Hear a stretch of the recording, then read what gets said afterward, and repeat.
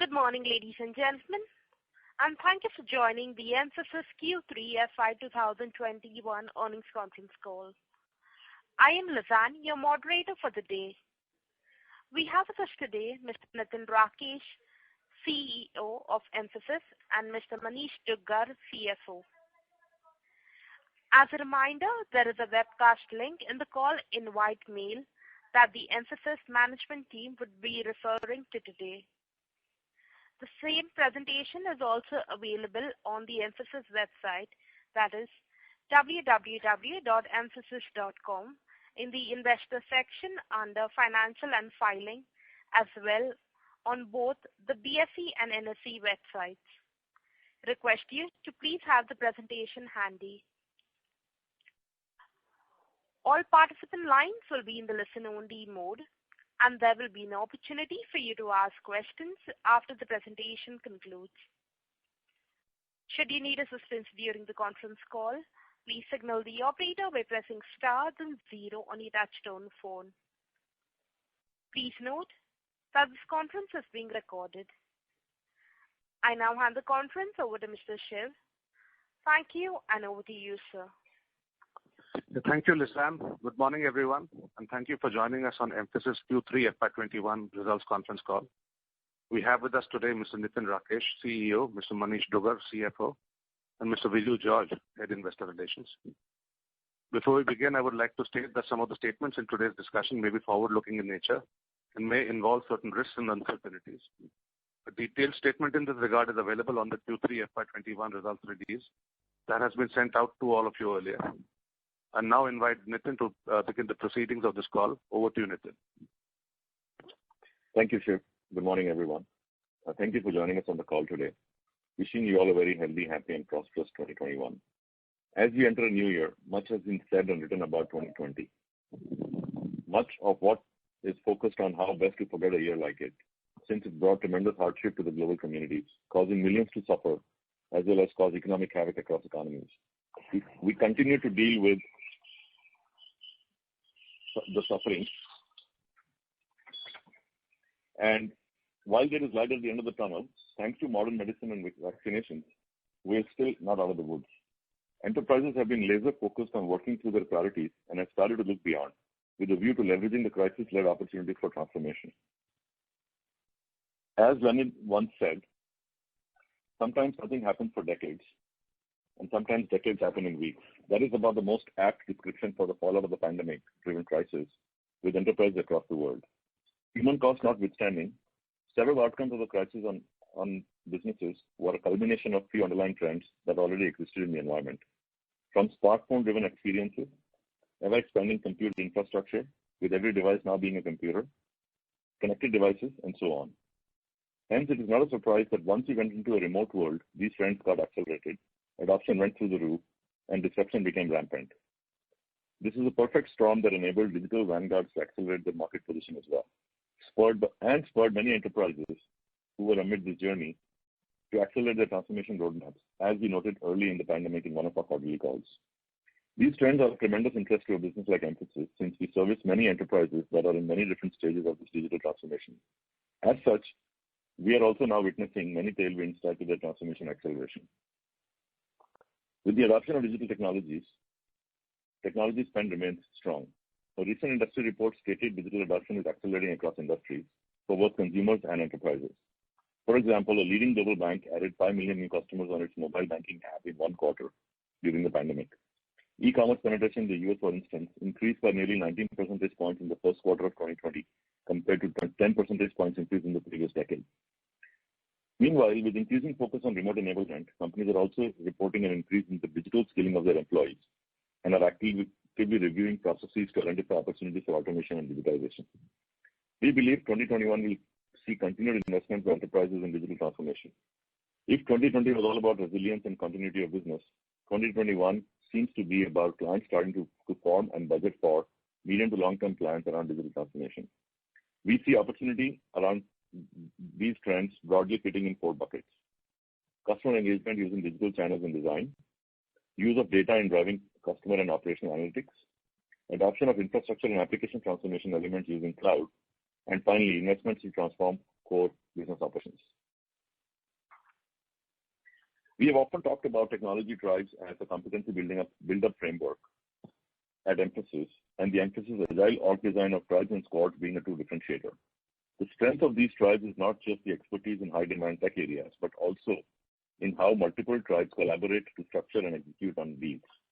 Tribes function collaboratively to construct, design, propose, and deliver on more complex deal archetypes, and we are witnessing increased traction in constructing such archetypes. For example, the zero-cost transformation archetype leverages 4 of our tribes: modernization, next-gen IT ops, DevOps, and data. Another example, our next-gen IT ops tribe merges our application management and infra management service tribes to position us for larger integrated deals. The evolution of these tribes and the way they've come together creates higher-order deal archetypes favoring increasing deal sizes. Because tribes do not operate in a rigid hierarchy, but as agile tech competency teams, we believe that the easy yet intimate collaboration enabled by the org design is a source of competitive advantage. Another noteworthy feature of our tribes-based GTM is that it drives a higher percentage of proactive pursuits in our pipeline. Our tribes are structured for scalability through enterprise-level reference architectures, templatized deal archetypes, repeatable go-to-market pitches, and a standardized model designed to delivery. In just the past few quarters since the launch, our tribes-led approach is significantly contributing to our deal pipeline, with 49% increase in our deal pipeline compared to a year ago. Notably, we are seeing a rather high portion of our pipeline from pursuits having substantial offshore leverage as well now. As we mentioned in the last quarter call, we have also continued to invest in expanding the tribe universe and have added 2 new tribes in FY21. Our TCVs of deals won, driven significantly by our tribes model, is up 64% YTD FY21, and pipeline is up 50% YOY, despite record quarters of TCV wins in FY21, thereby showcasing the continued ability to organize and close large deals. We will cover this further in our TCV analysis later in the presentation.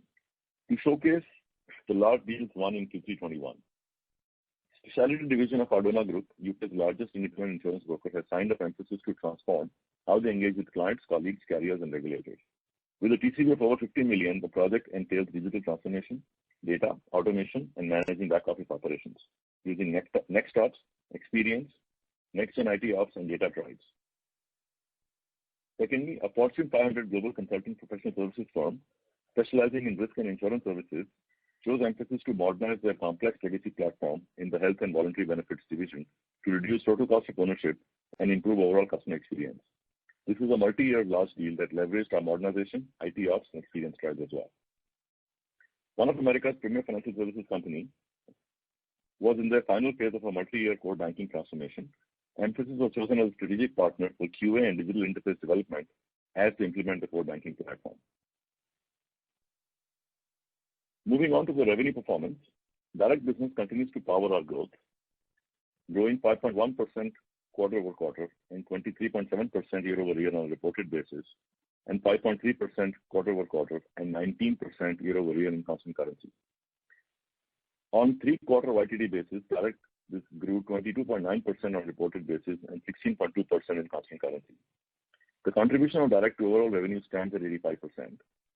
Our direct revenue has crossed $1 billion mark on a trailing 12-month basis. The strong showing in direct has helped us to manage the decline in DXC. DXC revenue declined 17.9% quarter-over-quarter and 39% year-over-year on a reported basis, and declined 18.2% quarter-over-quarter and 42% year-over-year in constant currency.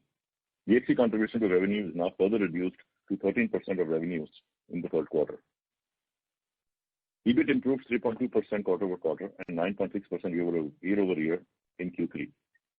EBIT margin improved 30 bps quarter-over-quarter to 16.4% and is at the higher end of our articulated 15.5 to 16.5 EBIT margin band. Specifically, I would also like to add some more color on our direct performance. Growth is broad-based across all client segments.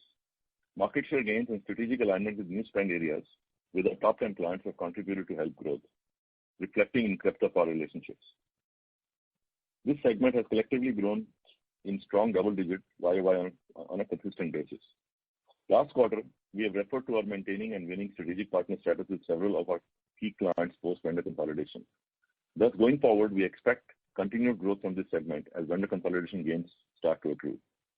Notably, we are seeing stronger growth from the lower half of our top 10 clients. Specifically, our clients ranked 6 to 10 have grown 40% in US dollar terms on a TTM basis, growing 2.5 times our overall direct revenue growth. As our strategic clients continue to contribute to our current and near-term revenue growth in direct, we see new client acquisition focus bearing fruit over the medium to long term. We have expanded coverage of our new client acquisition program with additional leadership bandwidth. The structure now consists of 5 well-considered select verticals for specific focus, namely BFS, insurance, in both of which our positioning and track record is already solid and vertical is large enough to continue to provide growth runway in the long term. Logistics, high tech, and healthcare are the other 3. Each of these verticals has its respective client acquisition strategies led by dedicated sales, delivery, and domain leadership. I will expand further on the high-tech business shortly. Using our well-proven account management framework, we have an elaborate operating model in place to transition clients to strategic status with the client engagement structure and investments defined through the phases of the transition. As clients move through the transition phase and become strategic clients, we progressively bring the full force and scope of an engagement model in engaging with such accounts. As mentioned in our previous calls, Europe is a focus area for us, and we are pleased with the fact that our increased sales and efforts and investments in the region are yielding good results. Direct business in Europe has grown 13.5% quarter-over-quarter and 20% year-over-year this quarter, and 23% financial year to date in constant currency terms. Our pipeline in Europe remains strong, especially with new clients such as Ardona and others. We expect this region to continue to be a growth driver for us FY21 and beyond. Our growth in this quarter in direct was broad-based across verticals as well. We continue to see strong growth momentum and positive outlook in our key focus vertical of banking and capital markets. The direct BFS segment reported another strong quarter with growth, with a 2.4% quarter-over-quarter and a 30.2% year-over-year growth in constant currency terms.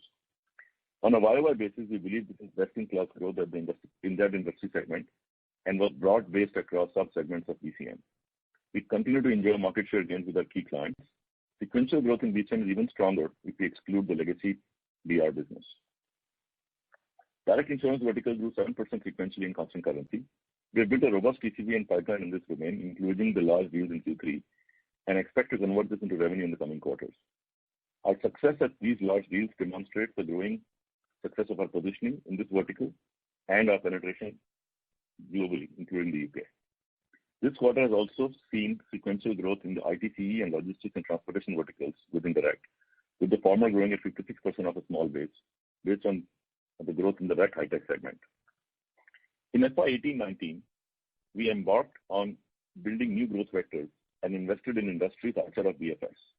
I'm pleased to let you know that one of our bets has really paid off, and we now have a strong growth driver with the direct sub-vertical of high-tech. This sub-vertical delivers core product engineering services for companies in the following micro segments: compute systems, enterprise software, medical devices, consumer tech, and industrial engineering. We've leveraged our decades-long expertise of working in core product development areas to open new doors and drive growth in this vertical and add to our capabilities. Customers are seeing tremendous value in how we bring our deep tech DNA, transformation methodologies, design and engineering capabilities in their product transformation journey. We help our high-tech vertical customers in their journey to transforming their product into everything as a service and help to go cloud native.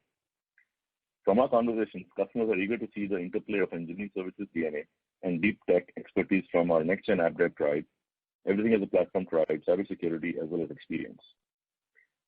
We see the direct high-tech vertical as a good synergistic yet counter-cyclical balance to our strength in other verticals, with a strong tailwind for growth based on the current order book and pipeline. Moving on to TCV wins, our direct TCV wins for this quarter were at $247 million. This represents the fourth straight quarter of $200 million plus net new TCV, not including renewal deals. Our net new TCV is up 59% trailing 12 months over prior period and 64% higher on a financial year-to-date basis. We believe that a rising TCV trend is a testament to our improving track record in the scale and consistency of large deals. Specifically, I would like to make 2 points about the TCV composition that continues to shape our deals on an ongoing basis. Firstly, there's an increasing component of large deals in this. These large deals are transformation-led and leverage our deal archetypes and tribes as mentioned in the earlier section of the presentation. Secondly, there is a heavy new gen services portion in net new TCV, thanks to the tribes, with the contribution over 70% even in Q3. Because we report our TCV on a net new basis and exclude renewals, we see a robust correlation between revenue and TCV. Thus, we find success in increasing our TCV wins. As we find success, we believe that this would commensurately translate into high revenue growth as well. Our pipeline continues to be at a record high despite healthy deal conversion and comprises of multiple large deals in motion. We talked about 3 such deals from Q3 earlier in the presentation. Coming to our client metrics, our track record in migrating clients from one revenue bucket to the next continues to be healthy.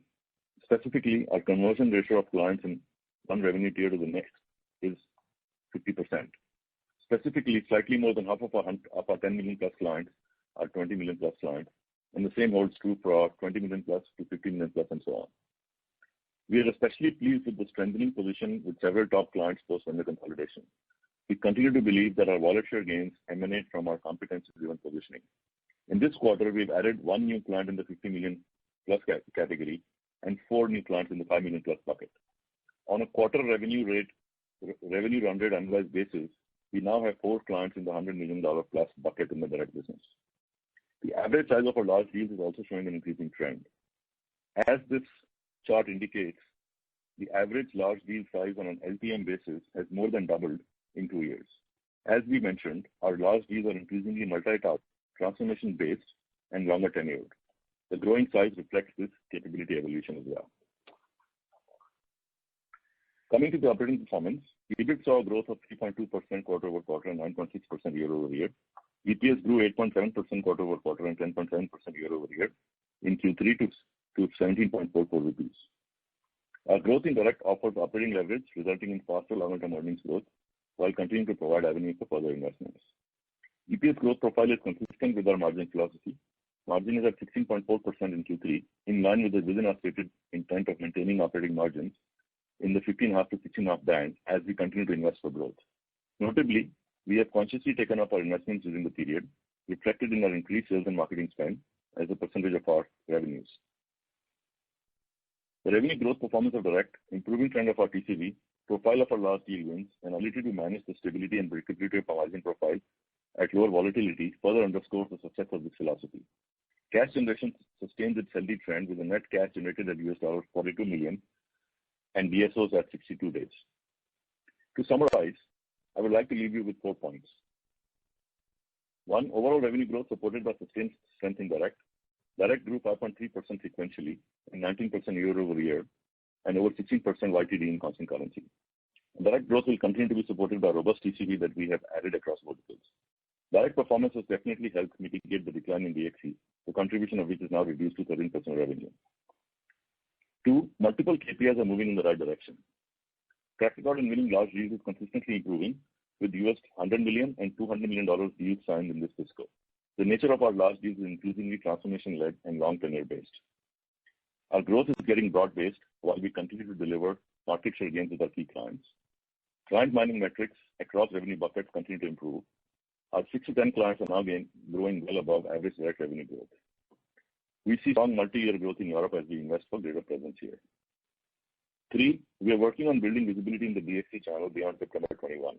As an update, notwithstanding the declines in the recent quarter, we reiterate the validity of the minimum revenue commitment or the MRC construct.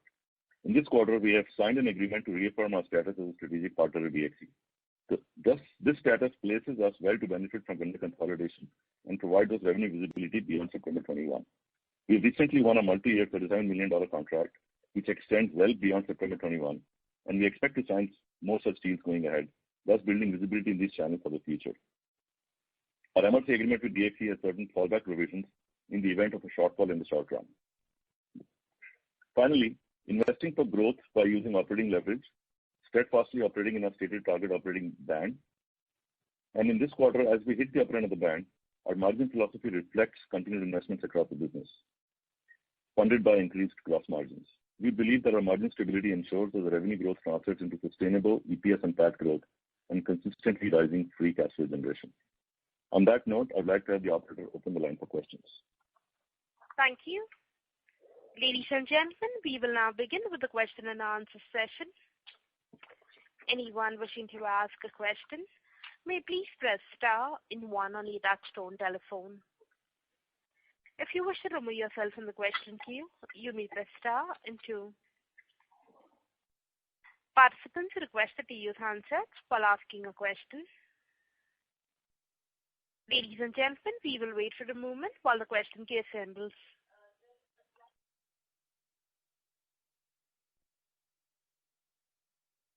The first question is on the line of Mukul Garg from Motilal Oswal. Please go ahead. Yeah, thanks for taking my question. Nitin, just wanted to get a bit of understanding on DXC. The drop this quarter was quite substantial. So, three parts to this question. First, what was the reason for the impact in Q3? Does this mean, given the MRC, that you may have a spurt in revenues in the near term? B, what is the fallback provision which you just mentioned? And C, the strategic relationship which you have signed up, is it fair to assume that that's a 3-year extension which was expected, and any contours that you can share with us? Sure, Mukul. I think firstly, given the tailwind that we are seeing in the overall business, we thought it was prudent for us to continue to work towards building a portfolio, both from a concentration perspective as well as from a profitability perspective that actually suited our longer term aspirations. So I think while we came in below the expected backstop number that we talked about, I think there are still there is still about a 3-quarter period where we can have some catch up. And I think it's premature for me to say whether we'll see a spurt or no, but definitely we're in the zip code of stability, if I can kind of call it that. Secondly, I think you asked about the fallback provisions. I think we'll give you more details in case those provisions get triggered, because we still have 3 quarters to go, as I said. But broadly, the construct was that in case there is a shortfall in revenue, there'll be some provision that will kick in to protect our P&L. Thirdly, there was no renewal required per se, because the MSA is valid for actually 11 years. We talked about that earlier as well. The only thing that was a 5-year construct was the MRC. So as such, what we've really done is we reaffirmed our status. So we are in the mix for their wallet share as they continue to think about consolidating their partners, and that's what we assigned in the recent quarter. And what that definitely does is gives us visibility into not just the existing revenue, but also new revenue that we are signing that goes past September 21. So hopefully that gives you answer to the 3 questions. Right. So just to follow up on that visibility, is it fair to assume that visibility means that the quarterly revenue stability will remain around current levels, or that's a bit premature to comment? It's premature to comment, Mukul, because again, frankly, as we get away from the MRC construct, there's no reason for us to give you specific guidance on a client, right? We don't really typically do that for other clients either. So I think my request will be to continue to kind of, as we get into the last few months, couple of quarters of the MRC construct, let's start thinking about this as another client relationship that will continue to have it in the portfolio. But I think clearly the zip code seems right, as I mentioned, right, from a level of revenue perspective. Obviously, there will be some puts and takes and ups and downs on a quarter-over-quarter basis, but I do think we have certain stability that we can predict in the near to medium term. Understood. I think that's all from my side. Just one follow-up, if I can ask. Given that there are concerns on interest rate increase in US, if you can just offer some perspective on DR. Sure.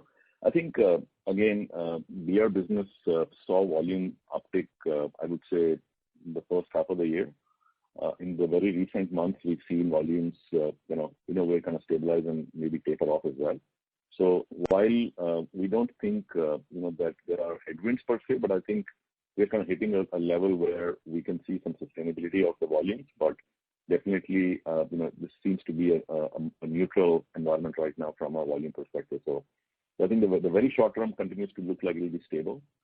Clearly, the growth in direct XDXC has been higher, but XDR has been higher as well. So I think this is, it's a good place to be in that business, because we definitely used that time to consolidate our position with clients, and we gained from the tailwinds as they appeared. But right now we seem to be in a neutral zone. Understood. Thanks a lot for answering my questions, and best of luck for the rest of the year. Thank you. Thank you. The next question is from the line of Nitin Padmanabhan from Investec. Please go ahead. Hi, good morning, and wish you all a very happy new year. My question was around margin. I think you did mention that we are at the higher end of the band. Just wanted to know how we should think about it, and considering that DXC is coming off pretty sharply, you do have incremental margins available. So just wanted your thoughts around how you're thinking about margins and how we should think about it going forward. Sure, Nitin. I'll give you a couple of inputs and maybe Manish can add to those. So clearly, I think we are being, as we stated over the last 2 or 3 quarters, we are being very deliberate about the fact that we want to leverage this time period to accelerate growth in the direct business. From that perspective, we have actually upped our investment across the board from increased sales. You can see that in our sales expenses. To we've actually maintained utilization. We've stayed away from the temptation of increasing utilization and taking those gains in the P&L because we need that flexibility from a supply chain perspective because we've signed many large deals. Thirdly, we've also invested in building competency both in front of the customer as well as in our tribes. And finally, we've also done one acquisition this quarter, as you see. So I think while there is an upward bias to the margin purely based on the operating leverage as well as the business mix change, we also think that bias will continue because we are actually starting to see higher demand for offshore services. If you look at our pipeline as well as our current quarter, I think that trend is very, very firmly in place as well. So I think the right way to think about it is stable with an upward bias because we are accelerating investments into favor faster growth. And as we kind of get through the next quarter or so, we'll give you a little bit more guidance on FY22. Sure. Just one more, if I may. On the deal wins, the large deal wins that we have been winning, versus the earlier wins that we have had, are the tenures longer than the usual 3 years that we have seen in the past, and is there any difference in the constructs that we have today? Yes, sir. Again, if you refer to the earlier part of my presentation, and as you get the transcript, you'll be able to correlate that with the presentation. We've definitely seen larger deals. We've seen multi-tower, i.e., integrated deals that cut across run and change, that cut across apps transformation to cloud, infra movement to cloud, and we've also seen deals that run across ops and tech.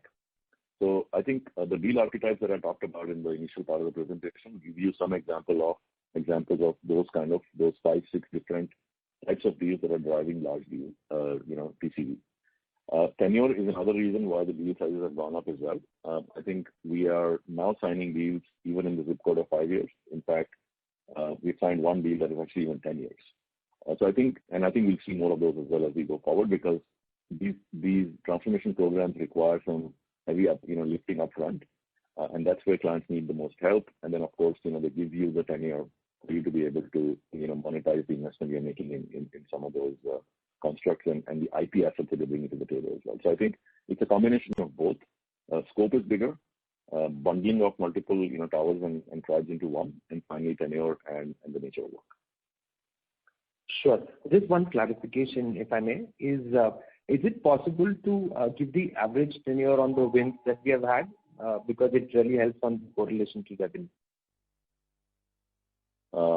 I don't have that number handy. Maybe what we will do is as we either come back for the next quarter call, or we will include that in the release documents that is available on the website.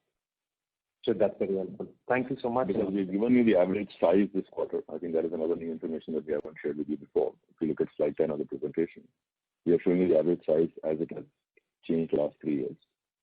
Yes. Sure. Thank you so much, and all the best. Thank you. The next question is from the line of Yogesh Agarwal from HSBC. Please go ahead. Yeah, hi, good morning. Hi, Nitin, Manish. Just want to go back on margins actually. So just from outside view, almost every company has reported around 300 basis point margin expansion from last year.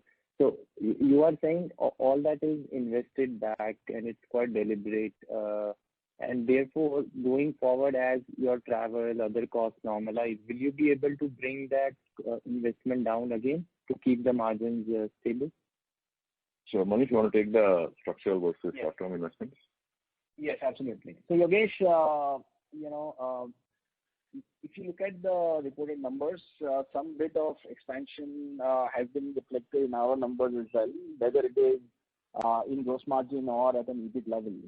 And investments, like we discussed last quarter, are primarily in two categories. There are some savings and cost takeouts that we have, which are one-time in nature, which may kind of go away as the pandemic-related savings come down. And then there are some structural savings which are long-term in nature. So when we make investments and we make decisions around where to invest and what to invest, they are in those two buckets, which is where the investments are one-time in nature and where the investments are long-term structural. So the way we try to manage the profitability is that we are not using short-term savings for long-term investment like you would do typically in your treasury operations, right? So the flexibility to amp up and down the investments are in alignment with the savings nature, and hence there is a reasonable degree of confidence that we should be able to maintain EBIT in this range with an upward bias, irrespective of how the pandemic plays out. To give you more color, I think given that we are not really building products and platforms and capitalizing the investment, most of our investments are in the nature of OpEx anyways. So we can tune up or tune down the R&D investment or the competency investment. We can definitely reallocate resources as we need to into billable projects, for example. So I think that's the example of the structural versus short-term investment that Manish is talking about. Right. Great. That makes sense. Just one more follow-up. In terms of demand, it's been very strong. So are you seeing some pricing power coming back for you guys, for the industry, in terms of like-to-like improvement in billing rates?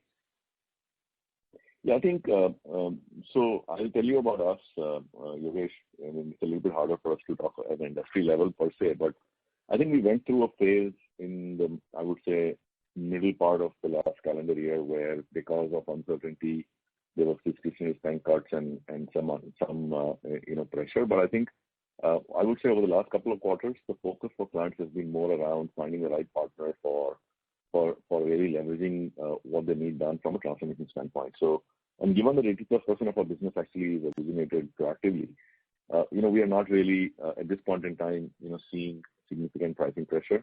If anything, I think the proactive nature of the deals gives us the ability to right price. Having said that, I think there's always opportunity for us to improve our pricing power and pricing leverage. But especially as the pipeline has shifted towards, in favor of offshore, I think some of that will come into play automatically as well. So I think I would say stable environment from a pricing standpoint, some upward bias, given the individual client situation, but broadly stable, and of course demand continues to be robust. That's great. Thank you. Thank you. Thank you. We'll move on to the next question. That is from the line of Dipesh from Emkay Global. Please go ahead. Yeah, thanks for the opportunity and very strong execution, particularly on direct side. Couple of questions. First is, can you help us provide some detail about the acquisition Datalytics which we have done? So how many skilled employees we acquired? What is the size and scale? So if you can provide, and how it fits to our overall scheme. Second question. I think we gave out those. Yeah, sure. Yeah, maybe you can answer it and then I can follow up. Yeah. So I think we gave out those details when we actually announced the acquisition. I think 13.5 million GBP with very clear focus on data engineering and data modernization, primarily on Snowflake and talent platforms. It brought to us, I would say, significant number, under 100, but significant number of qualified engineers, certified, and of course with a strong track record of actually delivering solutions. It also brought to us certain IP assets that will become strong complement to the the IP that we had built as we take clients on the data journey. This fits well within our data tribe, and in many cases, I think the Snowflake partnership is of value and interest to us as well. They're the largest UK partner for Snowflake competency. So I think multiple boxes get ticked with this acquisition.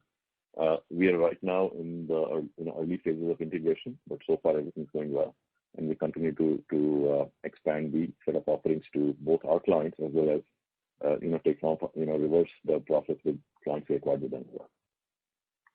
And what would be their run rate now from revenue run rate perspective? I don't think we actually gave out that number, but it was less than 0.5% of our overall revenue. So it's really a small business from a revenue standpoint, but really the competency was very deep.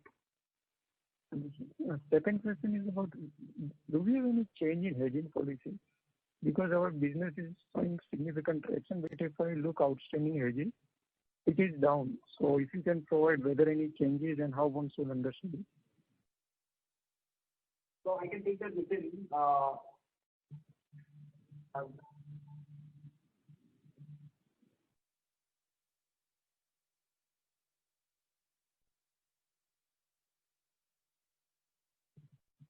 Hello. Yes. Manish, you need to I'm not able to hear please. you. Yeah. Can you hear me? Can you hear me now? Sorry. Yeah. Yes. Yeah. So what? Sorry, I was on mute. What I was trying to say is the hedging policy has been and continues to be 70 to 100% of coverage for the next 4 quarters, and then the subsequent quarters between 60, 70, and 80%. Given the movement in currency, the strengthening of rupee, we have reduced the coverage that we would take tactically, but there is no change from a strategic perspective in terms of the hedge. And we are reasonably well covered for the next 4 quarters, to give us enough time to wait and look at how the currency moves and then dial up the hedge again. Understand. And last two from my side. First, about the salary and attrition related, how little you expect that to play out, and what we have planned from salary perspective. And second question is our other segment is showing good traction for last 2 quarters, particularly in the ATM business. And so how you expect that trajectory to? Thank you. So I think on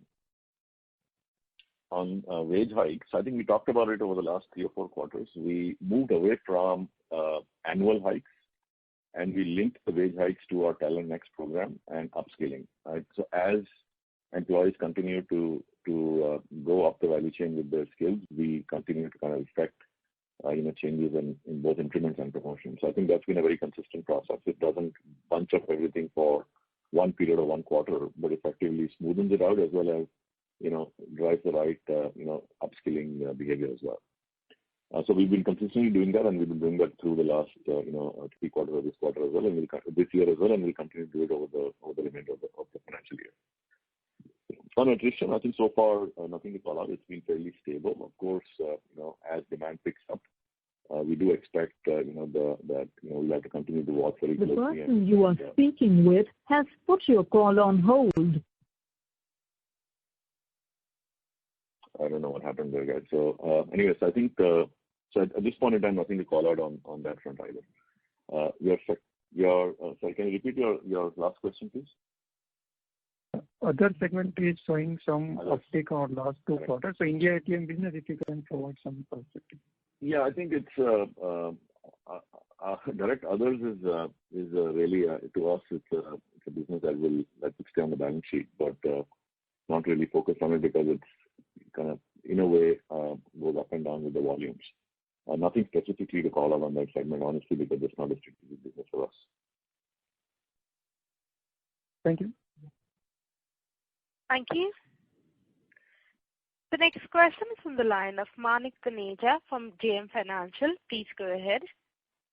Hi, thank you for the opportunity. So Nitin, basically what we've seen is that we've done well at an overall direct business growth level, but wanted to get some insights, especially when I look at the revenue split across service lines. So what we've been seeing in the last few quarters is that BPM essentially is driven bulk of the incremental revenue addition. So we just wanted to understand how much of it is linked to the DR business and how much of it essentially relates to the core business? Thank you. Yeah, I think what's happening is since most of the DXC business was non-BPS, bulk of the decline is actually hitting the growth in other business lines. As I mentioned, I think the legacy BPS business continues to, while it's robust, but it is not all of the BPS is actually sitting there. We have a pretty healthy BPS business that is bundled deals that we sell to our direct clients, and we've been doing it for over 20 years, and we've also seen a resurgence and growth in that business. So from a guidance perspective, I think some of that was linked definitely to the declines we saw outside the direct business. We also think that we probably have peaked in that business as we speak. We expect the BPS contribution to be in the band of 20 to 25% on a sustainable basis. But it's definitely a business that gives us great balance, both from a leverage perspective as well as from the perspective of long-term nature and the annuity nature of the business as well. So I think there will be a complement of that.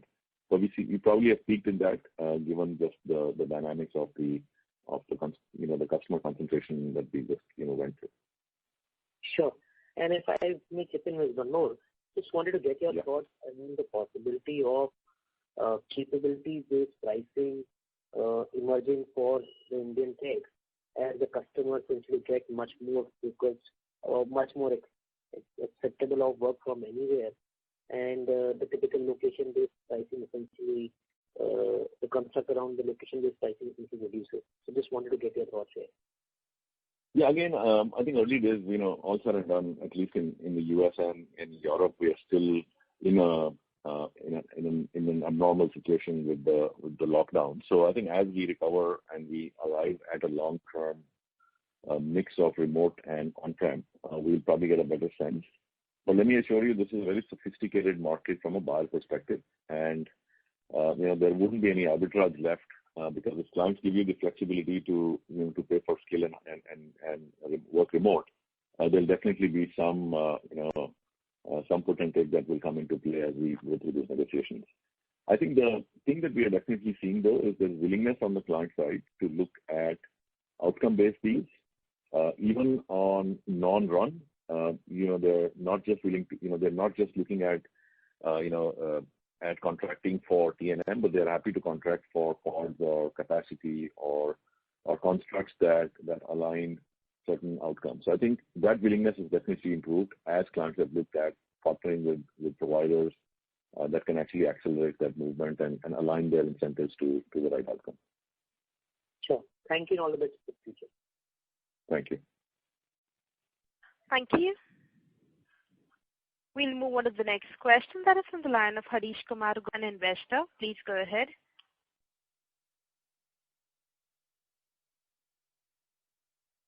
Mr. Harish Kumar Gupta, your line is in the talk mode. Please go ahead. As there's no response from the current participant, we'll move on to the next. That is on the line of Mohit Jain from Anand Rathi. Please go ahead. Hello, sir. My question is a little bit more theoretical in nature, but from the last 12 months perspective, we have seen DXC revenues almost falling or becoming half of where they were, more or less. And therefore, my assessment was that you could not improve your utilization and offshoring to that extent because our perception was DXC is more offshore-centric and allows you to have a better utilization, and this time resources were released. Coming to the next 12 months, do you think this your margin band can actually change, given that now that DXC contribution is 13%, so the hit on the console number will not be that large in any way? I think, since you asked me a theoretical question, I'll give you a theoretical answer. With some numbers, sir. In theory, what you're saying is right, but keep in mind that there is also the constraint of not having the ability to get people to travel and whatever we're doing with local supply chains.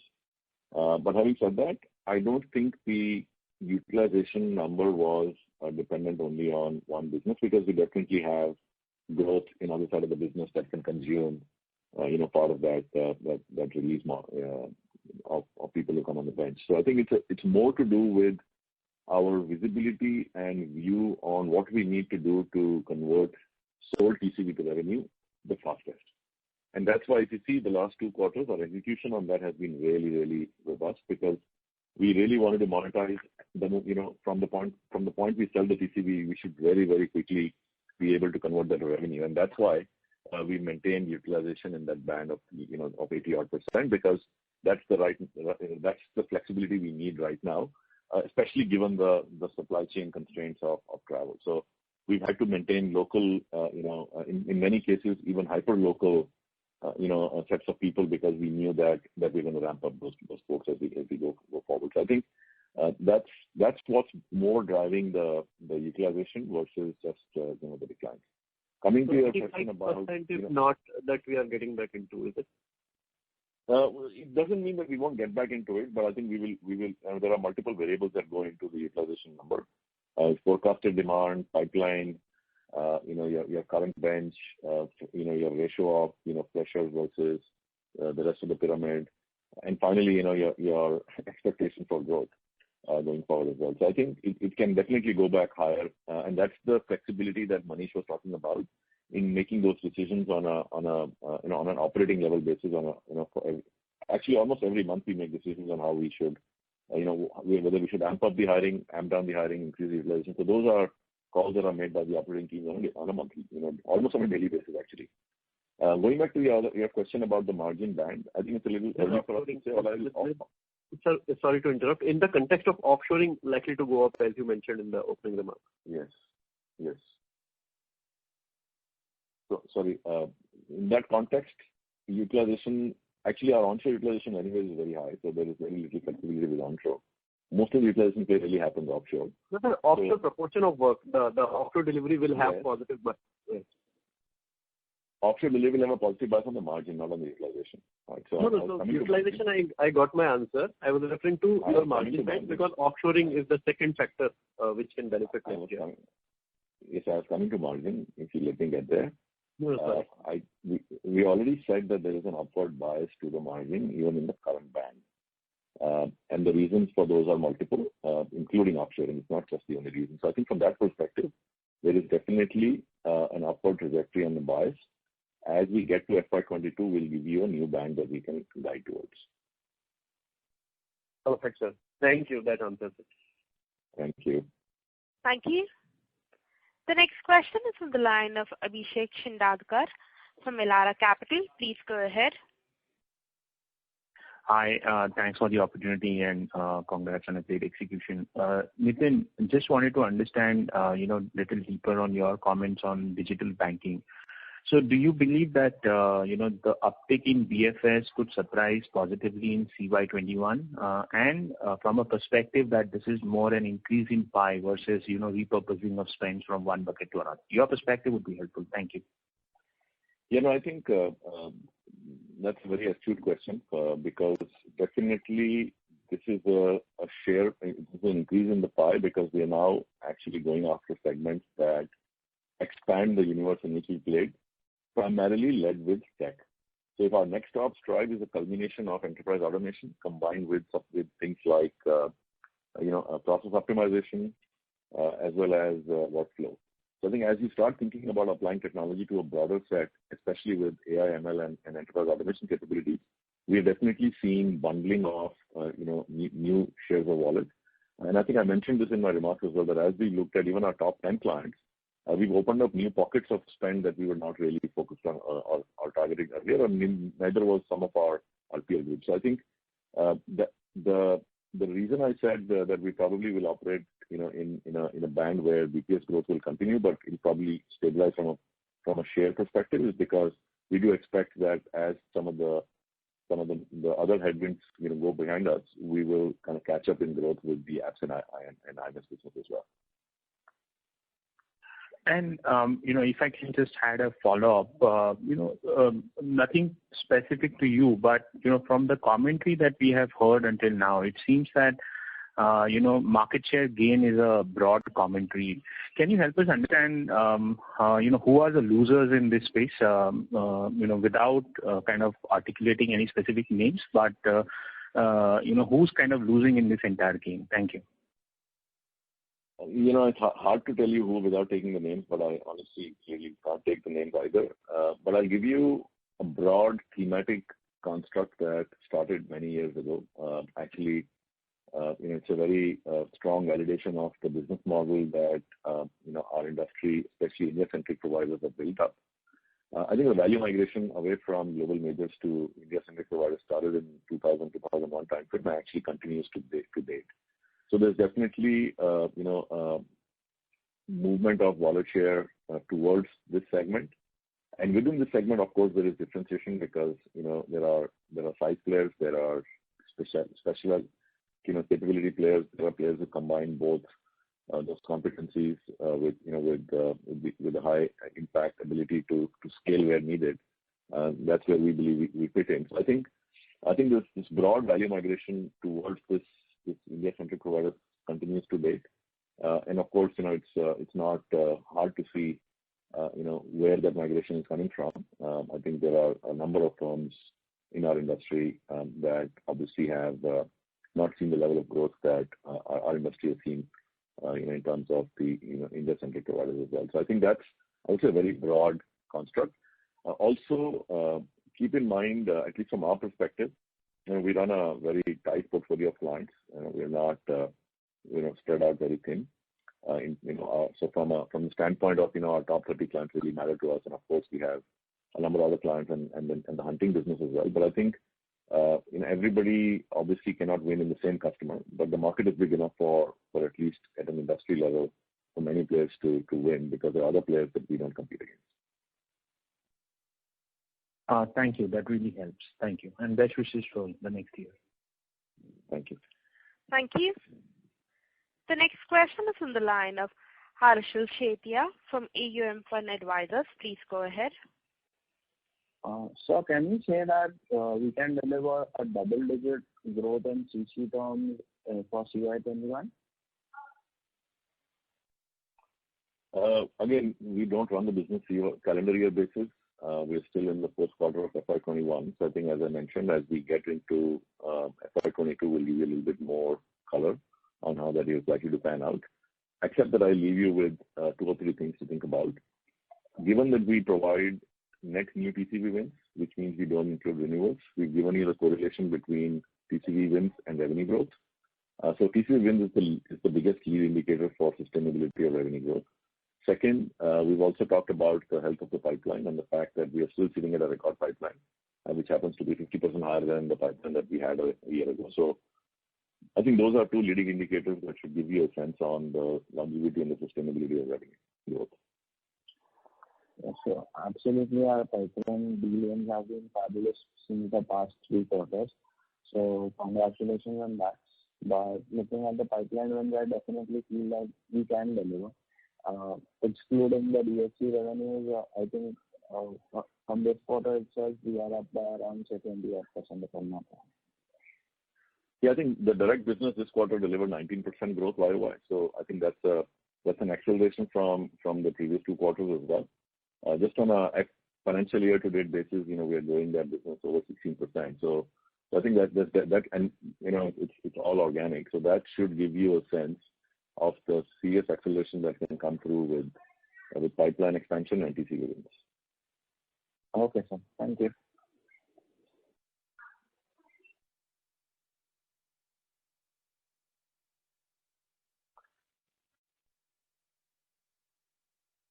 Thank you. The next question is on the line of Rahul Jain from Dolat Capital. Please go.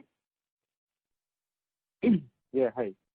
So firstly, we've done so well exceptionally in the direct account in all operating parameters, but some of these differentiated capabilities on talent and technology is not helping us stabilize our revenue stream from DXC. Is this entirely due to weak client business situation, or there are some misses at our end that we might have identified? Yeah, I think we are comparing apples to oranges because it's a different mechanism to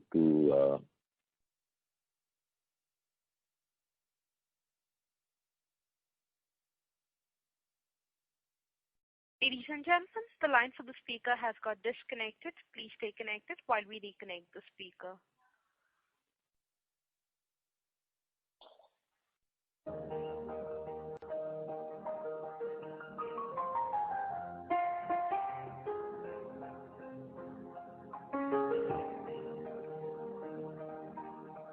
Ladies and gentlemen, thank you for patiently holding. We now have the line for the speaker reconnected. Over to you, sir. Thank you. Sorry about that, guys.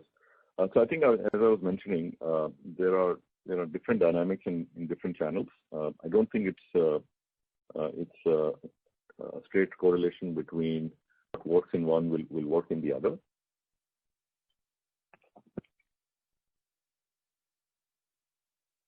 Hello. Yeah. So I think there are certain nuances that come into play when you actually have a channel approach versus a direct approach.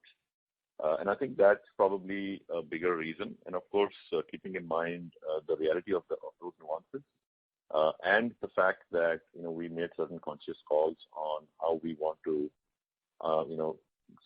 strengthen our portfolio of clients and mix of business for the long term. We've kind of driven the approach that we've driven. But I think it's also fair to say that we do believe there is potential long term in the relationship, and we'll continue to work towards making sure that we not only stay in the mix, but we earn their trust and find ways to stay relevant to them longer term. And that's exactly the way we planned it out over the last few quarters.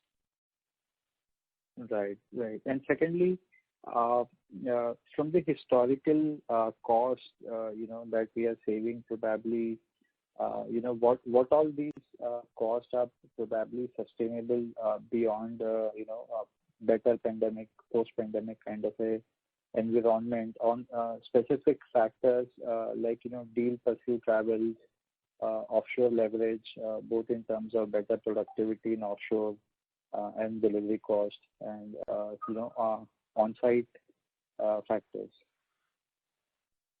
Yeah, I think as Manish mentioned earlier, there are certain short-term operating levers which are really cost savings, and there are certain structural investments. I think we are fairly, I think I gave some examples of those as well. So we are fairly, aware of which dials to press, to push when it comes to optimizing the shorter-term costs. Because as I mentioned, keep in mind that a lot of our investments, whether in sales or in capability build-up, are all operating in nature. So we can very, very easily dial them back by repurposing some of those investments. So I think we will continue to make those calls and balance those. Yeah, go ahead, Manish. Yeah, just to add to what Nitin said, I think, instead of trying to predict what the future business model will be and whether, we will have X percentage working from home or Y percentage, working from office, and hence planning our costs, we have chosen to create scenarios and flexibility in our investing model so that as things progress, we can tweak it and make sure that, we benefit from upsides through investing for growth. And in case there are some savings which go away, we can still maintain the margins in the range that we have guided, by dialing down the investments which are, short term or which are investments that can be dialed down. Right. So yes, the whole point is that, is there a good possibility to manage the entire reverse trend, right? Right now, probably lower attrition leading to lower training costs, lower hiring costs, and lesser pricing pressure environment. All these things are coming together, but probably when all of it reverse the other way, will that be a much more balanced act then? No, so the assumption that everything is coming lower is not right. Like you yourself mentioned, there are some which probably will remain for long term, and there are some which may not, both from cost and investment perspective. So it's not that, everything is good and very positive today and everything will become bad tomorrow. And at the same time, it is not about whether, or rather it is more important to figure out, the model which can give us the flexibility rather than trying to predict what will happen in the future. Right. Thank you, and best of luck. That's from myself. Thank you. Thank you. The next question is from the line of Sandeep Shah from Equirus Securities. Please go ahead. Yeah, thanks for the opportunity. Question is just on the DXC. If I look at the quantum and pace of Sorry to interrupt, Mr. Shah. Sir, there's a lot of disturbance from your line. Just one second. Thank you. Yeah. So the question is in terms of the DXC, looking at the pace of the decline in the last 3 quarters, is any analysis being done, the nature of decline? Is it more to do with the issues with DXC in terms of their own wallet share, or is it more to do with acceleration through higher insourcing as a whole? If nature has not changed, what makes us to give a confidence that there could be some stability going forward? I will refrain from commenting on anything that pertains to somebody else's business. All I can tell you is I think there's definitely visibility based on which I am giving you guidance on the fact that we do have a sense of stability emerging. Secondly, I think there are multiple priorities that each company will drive towards, and how we align with those priorities is the best way we can stay relevant in that client base, and I think that's what we've done over the last 2 or 3 quarters. Thirdly, there were certain conscious calls that we did take to align our portfolio to our desired state of portfolio mix as well as profitability, and that has also contributed to some of the trends that you referred to. I think it is fair to say that we have used the growth and the tailwind in the direct business to take certain actions that we think will align us for the long term. Okay, fair enough. Just wanted to understand the sense of stability will even prevail after the MRC expiry after September 21, and what is the nature of the new agreement which you spoke about in the opening remarks with the DXC as a whole? As you have said, the earlier MSA is valid for 11 years, so what is this new agreement is all about? See, MSA is valid, but I think we have to also make sure that we continue to be strategic in their vendor list so we can gain from wallet share. That's what this agreement is all about. And I think, as I mentioned, we have visibility to revenues going past September 21, including the new deal that we talked about. So from that perspective, we do believe that we will have visibility and renewal.